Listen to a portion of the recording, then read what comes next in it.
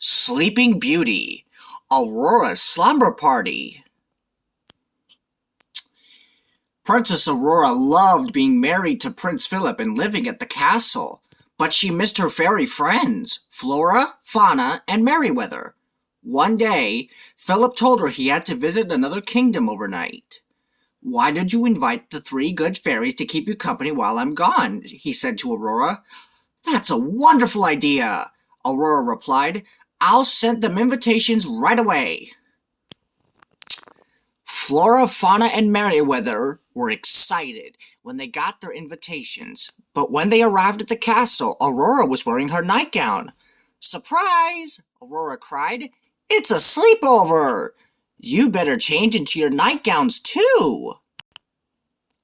The three good fairies quickly changed into their nightgowns, and then used their magic to fill the room with music.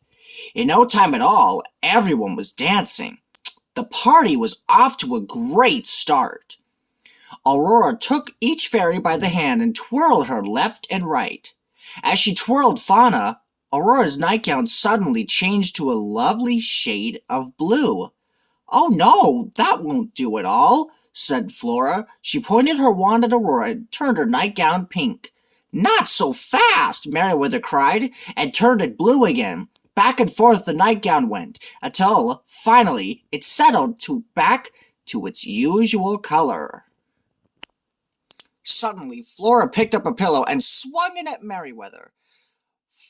Merryweather ducked and grabbed a pillow of her own.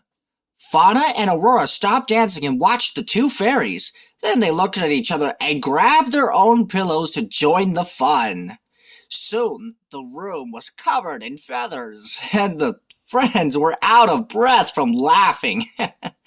"All that fighting has made me hungry.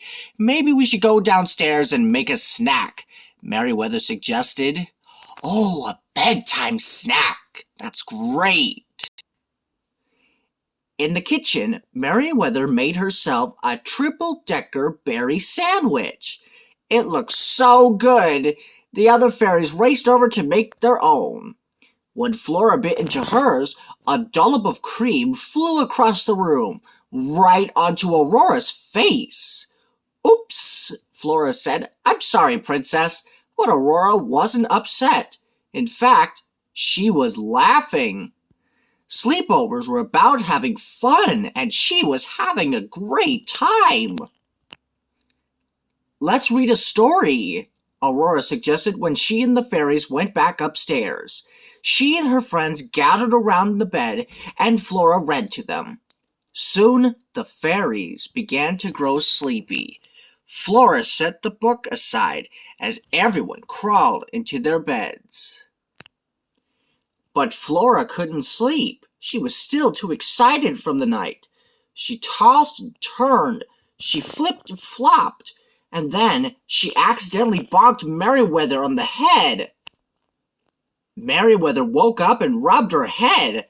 "Ouch!" she cried. "Why did you hit me?" "I didn't mean to," said Flora. "It's just that I can't fall asleep." "Well, now I can't sleep either," said Merryweather. All of their chatter woke up Fauna, who suggested that they try counting sheep to fall asleep. Flora and Merryweather decided that Fauna's suggestion was worth trying. They laid down again and to count sheep. 1, 2, 3. Flora started to count, but all of a sudden her sheep turned blue. 12, 13, 14.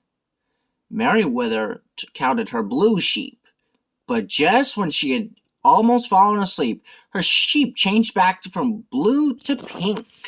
"Blue!" she cried, changing them back. "Pink!" said Flora, and the sheep changed color again.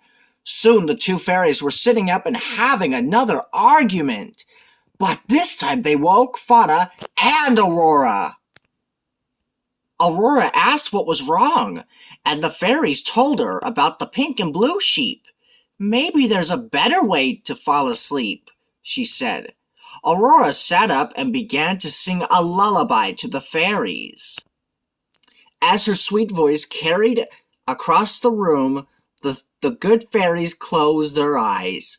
Soon they were all fast asleep. Even Flora. Ah, that's better, Aurora said, and then, humming the lullaby softly to herself, she pulled up the covers and went back to sleep. The end.